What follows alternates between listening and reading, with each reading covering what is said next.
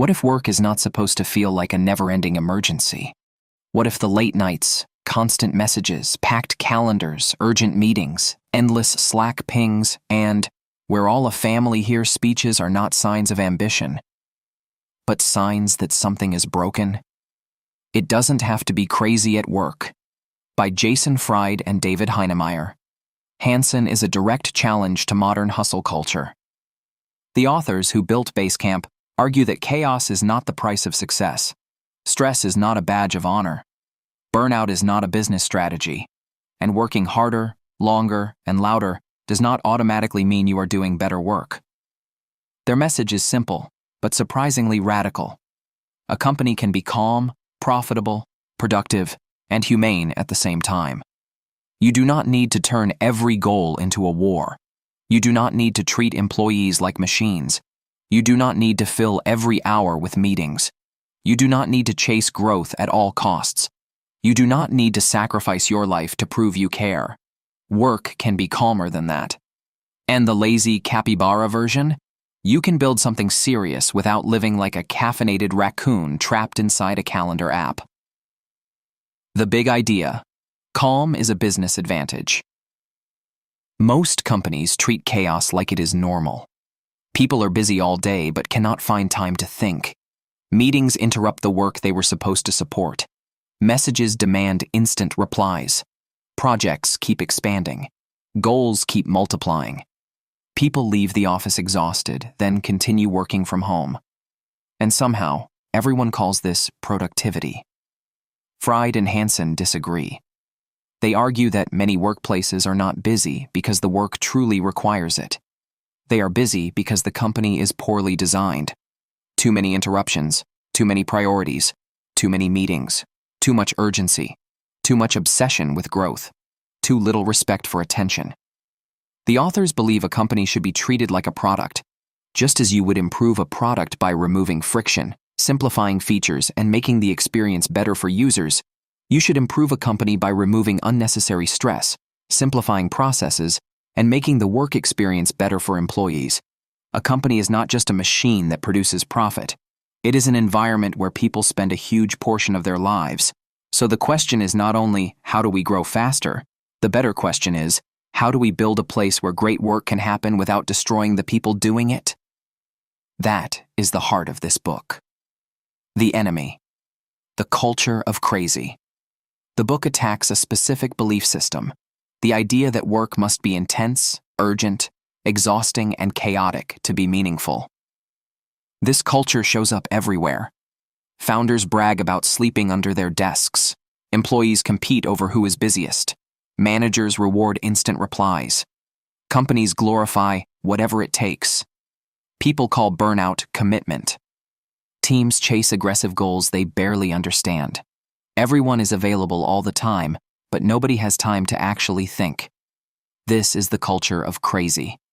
And the authors believe it is not only unhealthy, it is ineffective. Because great work requires attention, and attention requires space. You cannot do thoughtful work if your day is shattered into tiny pieces. You cannot solve deep problems if you are constantly reacting. You cannot be creative when your brain is overloaded.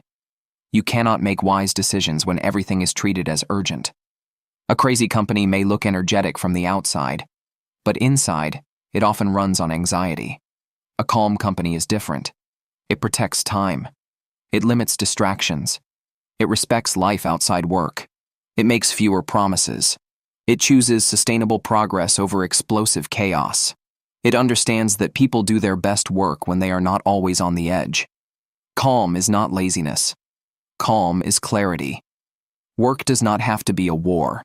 One of the most interesting parts of the book is how the authors criticize the language of business. Companies often talk as if business is war. They want to dominate the market, capture customers, crush competitors, attack opportunities, conquer industries. This language may sound exciting, but Fried and Hansson argue that it can create a toxic mindset. When business becomes war, people start justifying bad behavior.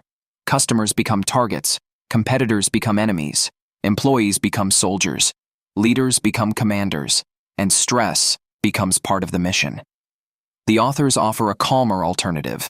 Build a good product, serve customers well, make enough profit, and keep your company healthy. You do not have to dominate the world to run a meaningful business. You do not have to crush anyone to succeed. You can simply do good work, charge fair prices, treat people well, and improve steadily. That may sound less dramatic, but it is often far more sustainable. Not every business needs to become a unicorn. Not every company needs to change the world. Not every team needs to scale at dangerous speed. Sometimes the most radical goal is to build a business that works well and lets people live well. Very anti-chaos. Very capybara approved. Stop worshiping growth at all costs. The authors are especially skeptical of endless growth. In modern business culture, growth is often treated as the ultimate goal. More users, more revenue, more employees, more offices, more markets, more funding, more attention. But growth has costs. More people can mean more coordination problems. More customers can mean more support pressure. More features can mean more complexity. More revenue targets can mean more stress. More speed can mean more mistakes. Fried and Hansson are not against growth. They are against growth as an automatic religion. Growth should serve the company. The company should not become a servant of growth. At Basecamp, they choose steady, profitable, manageable progress. They do not chase growth simply to impress investors, competitors, or the business press. This is one of the book's most important lessons. Enough is a powerful word. Enough revenue. Enough customers. Enough features. Enough ambition. Enough work for today. Knowing what is enough protects a company from greed, panic, and unnecessary complexity. In a world that constantly screams more, calm companies learn to ask, more of what, and at what cost? Protect time like it is your most valuable asset. Fried and Hansson argue that companies carefully protect money, legal documents, intellectual property, and office equipment, but they often waste the most precious resource they have, people's time and attention. A person's best work usually requires long, uninterrupted blocks of time. But many workplaces destroy the day with meetings, random questions, real-time chat, shared calendars, and constant interruptions. The authors introduce a powerful idea. Not all hours are equal. One calm, focused hour can be more valuable than 3 fragmented hours filled with interruptions. This is the quality of an hour. An hour of deep focus lets you think, create, design, write, code, plan, solve, and produce. But if that hour is broken by messages, meetings, notifications, and quick questions, its value collapses. This is why people often say, "I was busy all day, but I got nothing important done." They were not lazy. Their attention was shredded. The solution is not more time management tricks. The solution is to protect people from unnecessary interruption. That means fewer meetings, fewer urgent messages, more asynchronous communication, more trust, more quiet, more respect for deep work. A calm workplace treats attention as sacred. Meetings should be a last resort. The book takes a strong stance against unnecessary meetings. Meetings are expensive, not just financially, but mentally. A 1-hour meeting with 8 people is not 1 hour. It is 8 hours of collective attention, and if the meeting interrupts deep work, the real cost is even higher. The authors believe meetings should not be the default way to move work forward. Many meetings can be replaced with a written update, a thoughtful memo, a clear decision from one responsible person, a short recorded explanation, a message people can read when they are ready, a smaller conversation between only the people involved. The problem with meetings is that they often create the illusion of progress. People talk, opinions multiply, new tasks appear, everyone leaves feeling busy. But real progress often happens afterward, alone, when someone finally has time to do the work. This does not mean meetings should never happen. Some conversations are useful. But in a calm company, meetings are chosen carefully. Not because someone felt anxious. Not because everyone needed to align for the 5th time. Not because the calendar had empty space. Meetings should earn their place. ASAP is poison for focus. Modern work has trained people to expect immediate responses. Email, chat, project tools, group messages, notifications. Everything feels urgent because everything arrives instantly. But Fried and Hansson argue that right now is usually not necessary. Most things can wait. And when companies expect immediate replies, they create a culture of constant interruption. The authors prefer an eventually culture instead of an immediately culture. This means people can respond thoughtfully when they are ready instead of being pressured to react the moment a message appears. This is where asynchronous communication becomes powerful. Instead of everyone needing to be online at the same time, people write clearly, share updates, and allow others to respond without destroying their focus. A calm company does not confuse fast replies with good work. Sometimes, the best answer comes after someone has had time to think. JOMO. The joy of missing out. Most workplaces run on FOMO, fear of missing out. People join meetings they do not need. They read every thread. They check every update. They stay copied on every email. They worry that if they miss something, they will fall behind. Fried and Hansson suggest the opposite. JOMO, the joy of missing out. You do not need to know everything. You do not need to attend everything. You do not need to follow every conversation. You do not need to be included in every decision. In fact, trying to know everything makes it harder to do anything meaningful. A healthy company gives people permission to miss what does not matter to them. This is not ignorance. It is focus. If something is important, it can be summarized. If a decision affects you, someone can tell you. If a conversation matters, it can be written clearly. But nobody should have to swim through an ocean of updates just to prove they are paying attention. The lazy capybara wisdom is simple. Not every splash in the pond requires your investigation. The company is not your family. One of the strongest arguments in the book is against calling a company a family. At first, "we are a family" sounds warm, but the authors believe it can become manipulative. Families require deep personal sacrifice. Families are permanent. Families are emotionally bonded in ways companies are not. A company is not a family. A company is a company. That does not mean it should be cold or uncaring. A workplace can be respectful, kind, supportive, and human, but it should not use family language to pressure people into unhealthy loyalty. When companies say, "we are a family," employees may feel guilty for setting boundaries, taking vacations, leaving on time, or choosing their personal life over work. Fried and Hansson prefer a clearer relationship. Work is important. People should be treated well. Employees should be paid fairly. The company should respect personal lives. But work should not consume the whole person. This is healthier and more honest. A company can care about you without pretending to be your family. Leaders set the real standard. The authors emphasize that leaders must model the culture they want. If leaders send messages late at night, employees feel pressure to respond. If leaders skip vacations, employees think rest is unsafe. If leaders brag about exhaustion, employees copy the behavior. If leaders panic, the company panics. Culture is not what leaders say in a handbook. Culture is what leaders do repeatedly. A calm company requires calm leadership.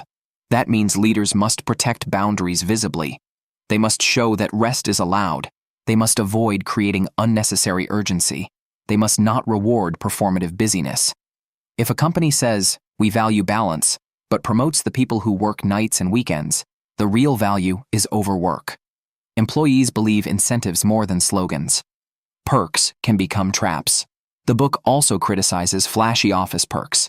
Free dinner, game rooms, laundry service, luxury snacks, office gyms, nap pods. These perks may look generous, but they can also have a hidden message. Stay at work longer. Fried and Hansson prefer benefits that help people live better outside work. Paid vacations, sabbaticals, wellness support, reasonable hours, real time off, trust, fair pay. A calm company does not try to make the office so convenient that people never leave. It tries to make work healthy enough that people have energy left for life. This is a sharp insight. A perk is not automatically good just because it is expensive. The real question is, does this benefit give people more freedom, or does it pull them deeper into work? Pay fairly and remove the negotiation game. Fried and Hansson also discuss compensation. They believe companies should pay fairly and avoid turning salary into a negotiation battle. At Basecamp, they use standardized pay based on role and seniority, and they aim to pay well compared to the market. Raises are reviewed automatically instead of forcing employees to constantly ask. This reduces anxiety and unfairness. Negotiation often rewards people who are comfortable demanding more, not necessarily people who contribute more. It can disadvantage quieter employees or those from backgrounds where negotiation feels risky. Fair, transparent pay creates trust, and trust is one of the core ingredients of calm. Small teams, real work, clear scope. The authors believe small teams are often better than large teams. A small team can move faster, communicate more clearly, and avoid the coordination problems that slow down bigger groups. They often prefer teams of around 3 people for focused projects. But small teams only work when the scope is controlled. This is another major idea in the book. Reduce scope, do less, and finish. Many projects become stressful because they keep expanding. Someone adds a feature, then another, then another. The deadline stays the same, but the work quietly doubles. This creates chaos. Instead of pushing people harder, the authors suggest cutting the work down. Ask, what is essential? What can wait? What can be simpler? What can we remove? What is good enough for now? Calm companies understand that quality does not mean endless perfection. Sometimes quality means choosing the right size for the problem. Finish the important version, then improve later. Whatever it takes is a dangerous phrase. The authors strongly reject the phrase, whatever it takes. It sounds committed, but it often means no boundaries, no trade-offs, and no honest conversation. Whatever it takes can lead to late nights, rushed decisions, broken promises, sloppy work, and burnout. Instead, they suggest asking, what will it take? That question is calmer and smarter. It invites discussion. It reveals trade-offs. It makes constraints visible. What will it take in time? What will it take in people? What will it take in money? What will we have to delay? What quality level is realistic? What are we not going to do? This is how adults plan. Not with heroic slogans, but with honest trade-offs. The power of saying no. At the center of a calm company is the ability to say no. No to unnecessary meetings. No to unrealistic deadlines. No to feature creep. No to instant response culture. No to growth for growth's sake. No to pretending everything is urgent. No to working nights as a default. No to fake family pressure. No to chaos disguised as ambition. Saying no is not negative. It is how you protect the yes. Yes to deep work. Yes to clear thinking. Yes to healthier teams. Yes to sustainable profit. Yes to customers you can serve well. Yes to a life outside work. The companies that cannot say no become scattered. The people who cannot say no become exhausted. Calm requires boundaries. How to apply this book in real life? You do not need to run a company to use these ideas. You can apply them as a founder, manager, freelancer, creator, employee, or team member. 1. Audit your chaos. Ask, what part of my work feels unnecessarily crazy? Is it meetings, notifications, unclear priorities, too many projects, instant replies, unrealistic deadlines, lack of quiet time? Name the source of chaos before trying to fix it. 2. Protect one block of focused time. Choose a 60 to 120-minute block each day for real work. No meetings, no chat, no email, no random checking. Treat this block like an important appointment, because it is. 3. Replace one meeting with writing. Before scheduling a meeting, ask, can this be written clearly instead? Writing forces clearer thinking. It also lets people respond when they are ready. 4. Make fewer things urgent. Create a rule. Urgent should actually mean urgent. If everything is urgent, nothing is. Most work can wait long enough for people to finish what they are doing.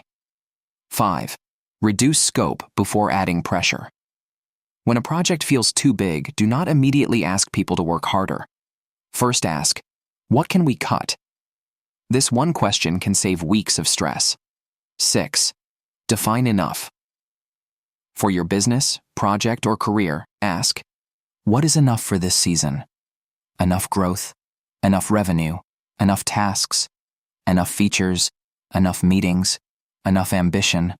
Without a definition of enough, you will always be chasing more. Final takeaway. It doesn't have to be crazy at work is not just a business book. It is a permission slip to question the madness. It reminds us that work can be serious without being frantic. Ambition can be strong without becoming destructive. A company can be profitable without becoming a pressure cooker. A team can produce excellent work without living in emergency mode. The book's message is not work less because work does not matter. The message is work better because life matters too. Protect attention, respect time, choose calm, say no more often, build smaller, communicate slower, reduce chaos, pay fairly, stop worshiping exhaustion, stop confusing busyness with progress.